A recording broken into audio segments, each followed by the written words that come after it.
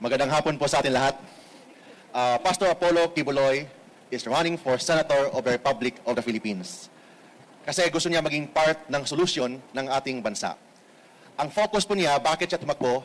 Dahil sa Diyos at sa Pilipinas nating mahal.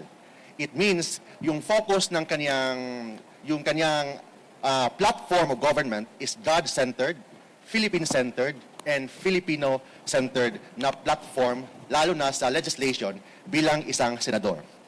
And ang priority po niya, number one, is yung religious freedom. Naniwala po si Pastor Apollo Kibuloy that religious freedom is inviolable. It means kailangan ang government po natin should secure the holy grounds against state forces. Second, kailangan protektahan ang mga mahihirap, mga poor, particularly sa health, free medicine, fast medical services.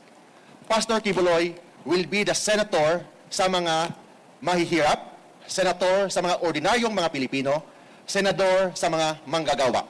Madaling lapitan, willing makinig sa lahat ng problema ng taong bayan. And third, he will focus on education. He wants a massive quality education and zero corruption. Makita naman natin, exhibit number 1 is the KOJC. Kung ano po yung ginawa ni Pastor Kibuloy sa KOJC, yung kingdom, yung sa Tamayong, and sa lahat sa buong mundo, yun ang gagawin po niya sa buong Pilipinas bilang isang senador.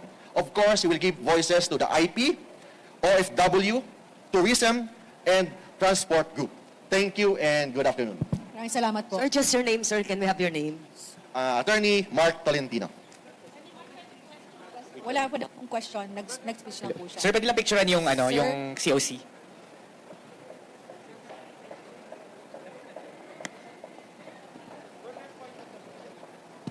Sir, pwede picturean lang yung COC. Pagbaba na lang. Ito na po pictures. Ito po yung sa LP. Sir, we're WPP, LPP o WPP lang po? WPP.